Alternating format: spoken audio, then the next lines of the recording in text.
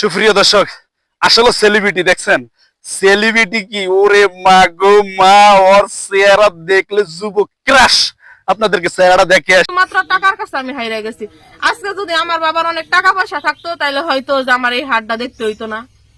এখন কি আপনি ওকে এখনো বিয়ে করতে আপনি চান নাকি? তাহলে বিয়ে করতে না চাইলে কি আমি এখানে এসে বসে রয়েছি? শুনছি যে তারা বলে যে নইলো টাকা দিয়ে আপোষ বয়ে বহে একটা। আমার লাইফে কি টাকাই বড়? আমার যে ঘটনাটা ঘটছে সারা বিশ্বের মধ্যে সবাই বসার হয়ে গেছে। তাই আমারও তো একটা লাইফ, তাই না? আজকে টাকা কয়দিন থাকবো? হয়তো 2-4-6 মাস বছর থাকবো। তারপর আমার লাইফের যে ক্ষয়ক্ষতি হইলো, আপনারাই বলেন যে আমার এই কথা শোনার পরে কোন একটা ছেলে বিয়ে করতে রাজি হইব? আর যদি বিয়েও করে তাইলে আমার কি তৈরি করবো? হ্যাঁ, নাহলে বিয়ে করলে তার বাবা মা আছে, গ্রামের প্রতিবেশীরা আছে, তারা কি বলবো? এখন তো সবাই আমার দেখে দেখে আসে, অনেক কথাই বলে ইঙ্গিতে হাসাহাসি। মনে হয় না যে আমি এখানকার হাসাহাসির পাত্র তাদের কাছে? ঠিক আছে, তো এখন যেখানে যে বাড়িতে যাচ্ছিলেন আপনার ওখানে শ্বশুর শাশুড়ি ছিল না? ওর আব্বু হইলো মনে হয় কুয়েত থাকে, আর ওর আম্মা আর ওর বোন ছিল। ওর আম্মা আর বোনের কারণে আজকে আমার এই পরিস্থিতি। ওনার আম্মার নাম কি? আমার আম্মার নাম নাজমা, আর ওর বোনের নাম আসমা, আর ওর আপুর নাম হইলো রত্না।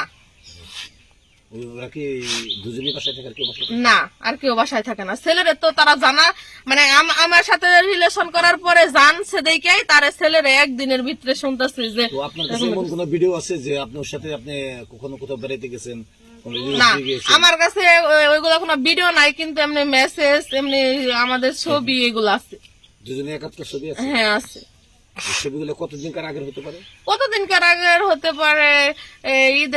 ঈদের দিনের ছবিও আছে, আবার তার আগের আছে। উনি বিয়ে করতে মানে রাজি হচ্ছে না কেন? বিয়ে করতে রাজি হচ্ছে না কেন? আমার সাথেও তো তার সাথে এখন যোগাযোগ নাই কয়দিন ধরে, 8-10 দিন ধরে যোগাযোগ নেই। আপনি যাওয়ার পর যোগাযোগ নাই? না, আমি বলতেছি মানে 1.5 বছর সম্পর্ক করার পর, 12-13 মাসের সাথে কথা বলার পর, হ্যাঁ বলতেছে। একদিন হঠাৎ করে আমার ফোন দিছে যে মনে হয় 17 তারিখে না 18 তারিখে আমার ফোন দিছে। ফোন দিয়ে বলতেছে যা করার ভালোই করতোস। আমি বলতেছি যে কেন, আমি কি করছি? বাড়িতে তো সবাই যায় না গেছে, আপু আম্মু আমার এখন চাপ দিতেছে বাড়ির থেকে, যা তা কইতাছে। এখন কাইলো আমি তোর সাথে কথা বলতে পারবো না, তোর আমি এখন ব্লক করে রাখবো। আমি বলতাছি যে মনে মনে যে কি যে হয়তো বাড়িতে অনেক গ্যাঞ্জাম হইছে, এই কারণে আমার এই কথা বলতাছে। আমি আর কি বিশ্বাস করিনি। ওরা আমি 3-4 ঘন্টা পরে মোবাইলের কাছে গেছি, এখন দেখি আমার ইমোতে মেসেঞ্জারে সবখানে ব্লক দেওয়া। তারপর আমি নাম্বারও ফোন দিয়েছি, সেই নাম্বারও ব্লক দেওয়া। তখন আমি বুঝতে পারলাম তাহলে যে বাড়িতে মনে হয় ভালো ধরনের গ্যাঞ্জাম চলতেছে। তারপরে চলার পরে আমি 3 থেকে 4 দিন রইলাম এখানে। তারপরে ও আমার সাথে কথা বললো। আর আমি বলছি যে কি সমস্যা, তুমি কি কারণে ব্লক দিয়ে রাখছো আমারে? পরে আমার বলতেছে যে বাড়িতে এরকম এরকম ঘটনা হয়েছে।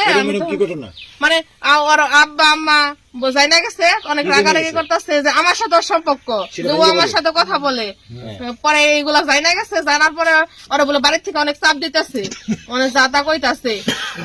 তারপরে তো আমার ব্লগ, তারপরে 2 দিন কথা বলছে। মাত্র 2 দিনের পর, 2 দিন কথা বলার পর ওর বোনের সাথে আমি কথা বলছি ব্লগ দেওয়ার পর। একদিন পর আমি ওর বোনের সাথে কথা বলছি যে পরে ওর দেখি ওর সিম কার্ড হইলো ওর আফুর কাছে, মানে ও যে সিম কার্ড করতো চালাইতো ফোনে, ওই সিম কার্ড ওর বোন নিয়ে গেছে।